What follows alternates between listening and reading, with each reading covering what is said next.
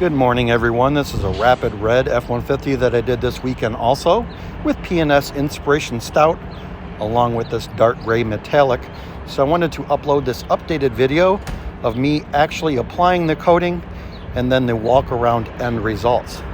Let me know if you have any questions, but I'm loving this product. P&S Inspiration Stout is touted by their own YouTube videos, and people put this in the 5 to 7 year category of ceramic coatings. Quick thing that I love, this little top, just that extra material around there really helps you give something to grab when you're taking this off. But I'm moving around the vehicle here, and as I'm applying a little section here, loading up my applicator, I've already primed this a couple times. I do a lot of F-150s, and I think I'm getting down the best procedure for coating these. These are big vehicles. On the side doors here, I'll break it up, 1, 2, 3. What I like about this coating is it feels substantial. It goes on pretty thick, but it's not grippy under the towel. We'll take our first Rag Company Edgeless 300 towels, and it's super slick to level on that first towel. And I like that we are encouraged to buff it off within 20-30 seconds. There's not watching for indicators or let it sit 1 to 5 minutes.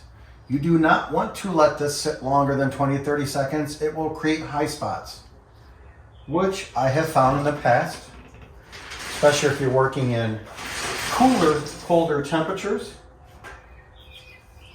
You will get high spots and you will need to polish those down, which I actually don't mind. I like it in a way. It shows this coating is hardening and curing quickly, and when it does not want to come off. It is a thick bonded layer of coating.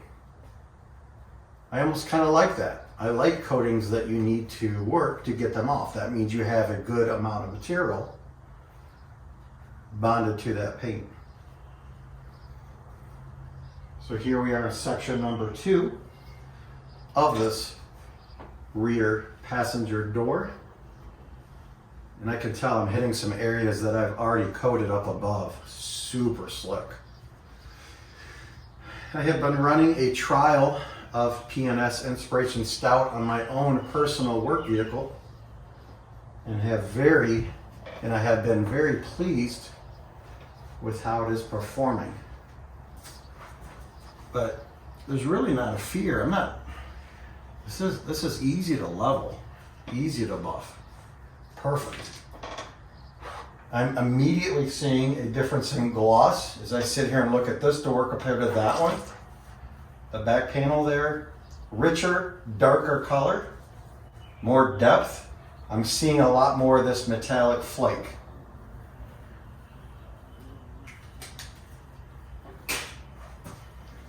We'll do a well or flood line down the center of your work area.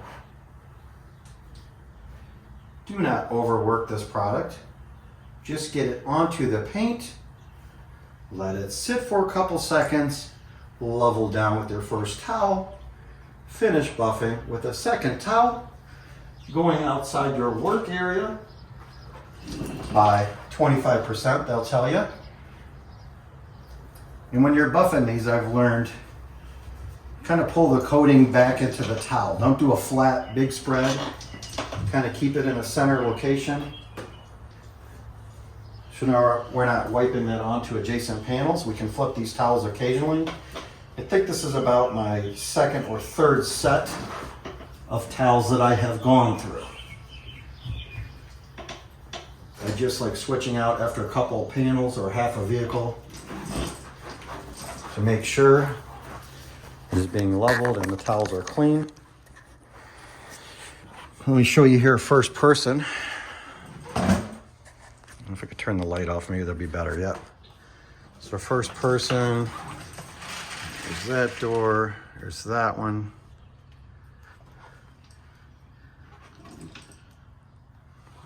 You know, it just looks a little darker to me. It might be very hard to pick up in camera.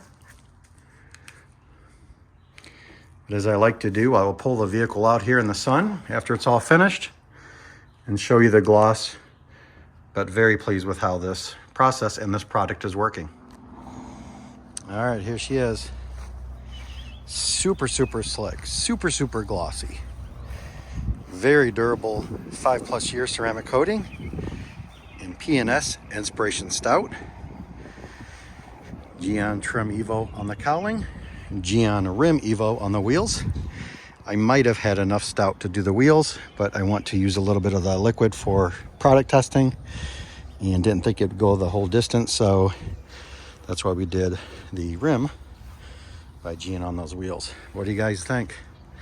Nice pop though. Super, super slick.